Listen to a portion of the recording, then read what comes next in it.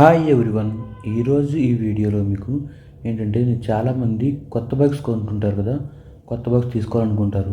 అలాంటి వాళ్ళు ఏం చేస్తారంటే షోరూంలోకి వెళ్ళి బైక్ గురించి ఫస్ట్ ఎంక్వైరీ చేసుకుంటారు. అందులో ఎంక్వైరీ చేసిన తర్వాత వాళ్ళకి నచ్చిన బైక్ కానీ, కార్ కానీ, ఏదైనా వెహికల్ ఏదైనా సరే సెలెక్ట్ చేసుకుంటారు కదా. సెలెక్ట్ చేసుకున్నారు అంటే బైక్ కానీ, వెహికల్ కానీ, కార్ కానీ ఏదైనా సరే కన్ఫర్మేషన్ అయిన తర్వాత దానికి పేమెంట్ నెక్స్ట్ చేయాల్సింది పేమెంట్ కదా. ఆ పేమెంట్ మోడ్ గురించి కూడా ఎంక్వైరీ చేసుకుంటారు. అంటే ఫుల్ పేమెంటా, లేదంటే ఈఎంఐ లేదా ఫైనాన్స్ అని ఉంటాయి కదా, అందులో ఏది చేసుకుంటే బెటర్ అని చెప్పేసి దాని గురించి కూడా చెక్ చేసుకుంటారు. అయితే ఇందులో ఫైనాన్స్ చేసుకుంటే మనకు అక్కడే ఫైనాన్స్ చేసే వాళ్ళు ఉంటారు. మనం బైక్ ఎంక్వైరీకి వెళ్ళినప్పుడు పేమెంట్ మోడ్ ఏంటి అనేది అడిగినప్పుడు ఈఎంఐ ఫుల్ పేమెంట్ అనేది కొన్నిసార్లు మన దగ్గర ముందే ఆన్సర్ ఉంటుంది కదా, అలా పేమెంట్ సెలెక్ట్ చేసుకోవాలి. అంటే ఏ పేమెంట్ సెలెక్ట్ చేసుకోవాలనేది మన దగ్గర ముందే ఆన్సర్ ఉంటుంది. మనీ ఉన్న వాళ్ళు ఏం చేస్తారంటే ఫుల్ పేమెంట్ చేస్తారు. లేని వాళ్ళు ఏం చేస్తారంటే ఈఎంఐ కానీ, ఫైనాన్స్ కానీ ఆప్షన్ అనేది సెలెక్ట్ చేసుకుంటారు. సో ఈరోజు నేను ఇక్కడ ఫుల్ క్లారిటీ ఇస్తాను. ఫుల్ పేమెంట్ చేయటం లేదా ఈఎంఐ ఆప్షన్ చూస్ చేసుకోవాలా అనే దాని గురించి, అంటే ఏది తీసుకుంటే బెనిఫిట్ ఉంటుంది, ఇంకా ఫైనాన్స్ అయితే ఎలా సెట్ చేసుకోవాలి, ఇంకా వాటిలో ప్రోస్ ఏంటి, కాన్స్ ఏంటి అనే దాని గురించి మీకు కంప్లీట్ క్లారిటీ మీకు ఈ వీడియోలో అయితే డీటెయిల్గా నేను ఎక్స్ప్లెయిన్ చేస్తాను. దాన్ని బట్టి మీరు సెలెక్ట్ చేసుకోవచ్చు ఏ పేమెంట్ కూడా అయితే బాగుంటుంది మీరు చేసుకోవచ్చు. అంటే మీరు ఏ పేమెంట్ చేసుకుంటే మీకు కన్వీనియంట్గా ఉంటుంది, ఏదైతే ఈజీగా ఉంటుందో మనకి కన్వీనియంట్, అంటే మనకి బడ్జెట్ బట్టి, మన ఫైనాన్షియల్ ప్లానింగ్ బట్టి మీరు పేమెంట్ అనేది సెలెక్ట్ చేసుకోవచ్చు. అప్పుడు మీరు డైరెక్ట్గా వెళ్ళి ఏ బైక్ కొనాలి అనే దాని గురించి మీరు ఆలోచించుకొని డైరెక్ట్గా చేసుకోవచ్చు. సో ఇప్పుడు మీరు ఏ మోడ్ సెలెక్ట్ చేసుకోవాలనే దాని గురించి నేను ఈ వీడియోలో మీకు క్లియర్గా ఎక్స్ప్లెయిన్ చేస్తాను. ఫైనాన్స్ బెటరా, ఈఎంఐ బెటరా అనే దానికి, లేదా స్పాట్ క్యాష్ బెటరా అనేది దాని గురించి ఈ వీడియోలో క్లియర్గా ఎక్స్ప్లెయిన్ చేస్తాను. వీడియోలోకి వెళ్ళే ముందు ఇంకా మన ఛానల్ని ఎవరైనా సబ్స్క్రైబ్ చేసుకోకుండా చూసినట్లయితే వెంటనే సబ్స్క్రైబ్ చేసుకోండి. అంతేకాకుండా పక్కన బెల్ ఐకాన్ ప్రెస్ చేసినట్లయితే నేను వీడియోని అప్లోడ్ చేయగానే మీరు నోటిఫికేషన్ రూపంలో వెంటనే మిస్ అవ్వకుండా చూసేయచ్చు. మన ఛానల్లో చాలా కంటెంట్ ఉంది, ఇక్కడ చూడండి. కావాలంటే ఇక్కడ చూసుకోవచ్చు. మీరు సపరేట్ దీనికన్నా సపరేట్ ప్లేలిస్ట్ కూడా ఉంది, ఇందులోంచి కూడా మీరు చూసుకోవచ్చు. ఓన్లీ సపరేట్ ఫుల్ వీడియోస్ ఉన్నాయి, లైవ్స్ ఉన్నాయి. Maximum all types of information అనేది ఇందులో దొరుకుతుంది. మన ఛానల్ హిస్టరీ మొత్తం చెక్ చేసుకున్నట్లయితే మీకు సంబంధించిన వీడియోస్ అన్నీ దొరుకుతాయి. సో ఇక్కడ నుంచి చూసుకోవచ్చు. సో ఇంక లేట్ చేయకుండా ఒక వీడియోలోకి అయితే వెళ్ళిపోదాం. సో ఇప్పుడు ఇందులో నార్మల్ వే నుండి డిస్కస్ చేసుకుందాం. అంటే నార్మల్ వేలో మీకు సేవింగ్స్ ఉంటుంది, ఇంకా లోన్ ఆప్షన్ ఉంటుంది, ఇంకా సేవింగ్స్ ప్లస్ లోన్ ఆప్షన్ ఉంటుంది. అంటే ఇక్కడ మొత్తం 3 ఆప్షన్స్ ఉన్నాయి: సేవింగ్స్, లోను, సేవింగ్స్ ప్లస్ లోను. సో ఈ 3 ఆప్షన్స్లో ఫస్ట్ మనం సేవింగ్స్ గురించి మాట్లాడుకోవచ్చు. మీ దగ్గర కంప్లీట్ అమౌంట్ అనేది మీ దగ్గర ఉన్నట్లయితే మీరు డైరెక్ట్గా వెళ్ళి ఫుల్ పేమెంట్ అనేది చేసేసి మీరు మీకు నచ్చిన బైక్ని పర్చేజ్ చేసుకోవచ్చు. For example bike cost 1.5 lakh అనుకోండి. మీరు ఫుల్ పేమెంట్ చేసినట్లయితే ఆ బైక్కి మీరు కొంచెం డిస్కౌంట్ అనేది అడగచ్చు. ఇంకా దాంట్లో ఏంటంటే కొన్ని చోట్ల ఏమవుతుందంటే డిస్కౌంట్తో పాటు మీరు ఎక్స్ట్రా డిస్కౌంట్, అంటే కొంచెం మీరు బార్గెన్ చేసినట్లయితే ఇంకా ఎక్స్ట్రా డిస్కౌంట్ కూడా ఇస్తారు. ఎంత ఎక్కువ నెగోషియేట్ చేయగలుగుతారో అంత ఎక్కువ నెగోషియేట్ చేసుకుని డిస్కౌంట్ అనేది పొందొచ్చు. ఇప్పుడు 1.5 lakh బైక్ నుండి మీకు ఒక 10K to 20K వరకు డిస్కౌంట్ వచ్చిందనుకోండి, మీకు అది చాలా బెనిఫిటే కదా. Depends upon showroom and ever negotiation మీ బట్టి, దాన్ని బట్టి ఉంటుంది. మీరు ఎంతసేపు నెగోషియేట్ చేస్తారు దాన్ని బట్టి, షోరూమ్ బట్టి కూడా ఉంటుంది. ఆ ఏరియా బట్టి అనేది డిసైడ్ అవుద్ది అనమాట. మీకు తెలిసిన వాళ్ళు ఉంటే ఇంకా బెస్ట్, తెలిసిన వాళ్ళు కానీ, లేదంటే కొంచెం మీకు 4-5 షోరూమ్లు ఎంక్వైరీ చేసుకోండి. సేమ్ బైక్ అయినా సరే 4-5 షోరూంలో ఎంక్వైరీ చేసి ఆ తర్వాత మీరు వెళ్ళినట్లయితే మీకు బెటర్. అది ఒకే షోరూంలో వెళ్ళి డైరెక్ట్గా తీసుకుంటే మీకు ఉపయోగపడదు. అంటే ఒక్కోసారి లాస్ అయ్యే ఛాన్స్ ఉంటాయి. వేరే కొంచెం ఆఫర్లు ఉన్నాయి కూడా మిస్ అవుతారు.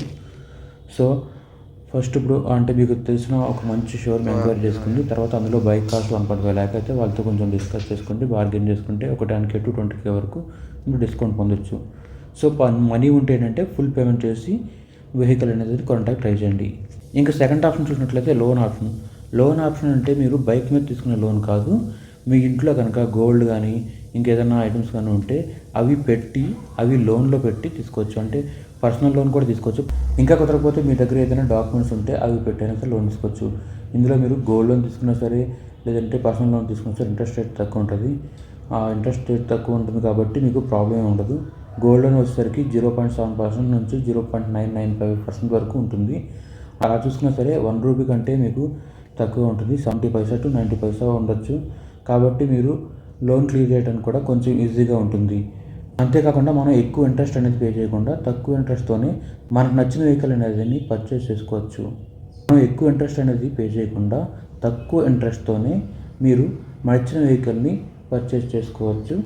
మెయిన్ ఇంపార్టెంట్ ఏంటంటే ఇక్కడ లోన్ అనేసరికి థర్డ్ పార్టీ అప్లికేషన్స్ అవి ఉంటాయి కదా, లైక్ క్రెడిట్ బి, అలా డిఫరెంట్ యాప్స్ అయితే ప్లాట్ఫామ్స్లో ఉన్నాయి కదా. సో అలాంటిలో అయితే లోన్స్ అయితే తీసుకోవద్దు. అలా చేసి మీరు బైక్స్ అయితే కొనవద్దు. బైక్స్ మాత్రమే కాదు, ఎలాంటి పర్సనల్ సిచ్యువేషన్లో కూడా ఇలాంటివి ట్రై చేయొద్దు. మాకు తెలిసిన కొంతమంది ఫ్రెండ్స్ అయితే చాలామంది తీసుకుని చాలా ప్రాబ్లమ్ ఫేస్ చేసుకుంటున్నారు. ఇప్పటికీ వాటి ఇంట్రెస్ట్ రేట్లు కట్టుకుంటూనే ఉన్నారు. దానివల్ల చాలా ప్రాబ్లమ్స్ అయితే ఫేస్ చేస్తున్నారు. సో మ్యాక్సిమం ఏంటంటే ఇలాంటి యాప్స్ని అసలు అవాయిడ్ చేయడానికి ట్రై చేయండి. నెక్స్ట్ ఇంకా చూసినట్లయితే savings plus loan option. Savings plus loan option అంటే ఇందులో మీకు బైక్ మీరు కొనాలి అనుకుంటే ఖచ్చితంగా మీ దగ్గర కొంత సేవింగ్స్ అనేది ఉండాలి. మొత్తం లోన్కి అయితే వెళ్ళకూడదు. మీరు ఒకవేళ 1 lakh బైక్ అనుకోండి, మీ దగ్గర మినిమం 30K అయినా సరే పే చేయడానికి రెడీగా ఉండాలి.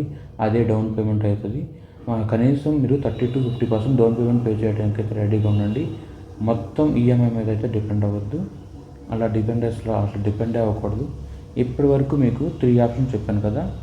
సో ఫస్ట్ ఒకటి సేవింగ్స్, ఇంకోటి సెకండ్ వచ్చేసరికి గోల్డ్ లోన్తో వచ్చే అమౌంట్తో కొంటే మీకు రేట్ ఆఫ్ ఇంట్రెస్ట్ అనేది తక్కువ ఉంటుంది కాబట్టి మీరు తొందరగా క్లియర్ చేసుకోవచ్చు. ఇంకా థర్డ్ ఆప్షన్ వచ్చేసరికి సేవింగ్స్ ప్లస్ లోన్. ఇందులో మీరు ఏంటంటే కొంత డౌన్ పేమెంట్ చేసి బ్యాలెన్స్ మీరు లోన్కి వెళ్ళొచ్చు. ఇప్పుడు నేను ఫైనాన్స్ గురించి చెప్తాను. ఇందులో మీరు జాగ్రత్తగా చూసి డెసిషన్ తీసుకోండి. ఫైనాన్స్లో కూడా 2 ఆప్షన్స్ ఉన్నాయి. ఇందులో ఫస్ట్ వచ్చేసరికి బ్యాంక్స్ ఉంటాయి, సెకండ్ వచ్చేసరికి ప్రైవేట్ కంపెనీస్ కూడా ఉంటాయి. అంటే బజాజ్ ఫైనాన్స్, శ్రీరామ్ ఫైనాన్స్, అలా డిఫరెంట్ ఉంటాయి కదా. ఆ బ్యాంక్స్లో కూడా అన్ని బ్యాంక్స్ కూడా ఇవ్వరు, కొన్ని బ్యాంక్స్లోనైతే ఇస్తారు.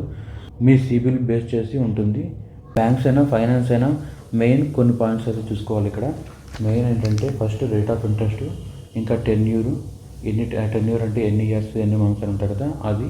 నెక్స్ట్ థర్డ్ వచ్చేసరికి ఆఫర్స్ కానీ ఉన్నాయా, లేకపోతే ఈఎంఐ ఉన్నాయా అనేది, ఈఎంఐ ఎంతకాలం ఉన్నది అనే దాని గురించి కూడా ఆ ఈఎంఐలో ఆఫర్స్ అనేది చూసుకోవాలి. నెక్స్ట్ ఫోర్త్ వచ్చేసరికి ఫోర్ క్లోజర్ ఛార్జెస్. అంటే మధ్యలో ఒకవేళ క్లోజ్ చేయాలనుకోండి ఛార్జెస్ ఏమీ లేకుండా ఉండాలి. ఇంకోటి వచ్చేసరికి ఫిఫ్త్ వచ్చేసరికి ప్రాసెసింగ్ ఫీ కూడా చూసుకోవాలి. అంటే కొన్ని ప్రాసెసింగ్ ఫీజులు ఎక్కువ ఉంటాయి, కొన్నిట్లో తక్కువ ఉంటాయి. కొంతమంది ప్రాసెసింగ్ ఫీ లేకుండా అనేది ప్లీజ్ మ్యాక్సిమం ప్రాసెసింగ్ ఫీ అనేది ఉంటుంది. అది లేకుండా ఉంటుంది చూసుకోండి, అవాయిడ్ చేసుకోండి. ఇవన్నీ క్లారిటీ కనుక్కోండి, అప్పుడు డిసైడ్ చేసుకోవాలి. ఇంకో ఆప్షన్ ఉంది, అదే క్రెడిట్ ఈఎంఐ. అంటే ఏంటంటే క్రెడిట్ కార్డ్ పేమెంట్ ద్వారా మీరు ఈఎంఐ తీసుకోవచ్చు. అంటే ఒకవేళ మీ దగ్గర క్రెడిట్ కార్డ్ ఉంటే ఆ క్రెడిట్ కార్డ్ యూజ్ చేసుకొని కంప్లీట్గా స్వైప్ చేసుకోండి. దానివల్ల కంప్లీట్గా బైక్ మన చేతిలో వచ్చేస్తుంది.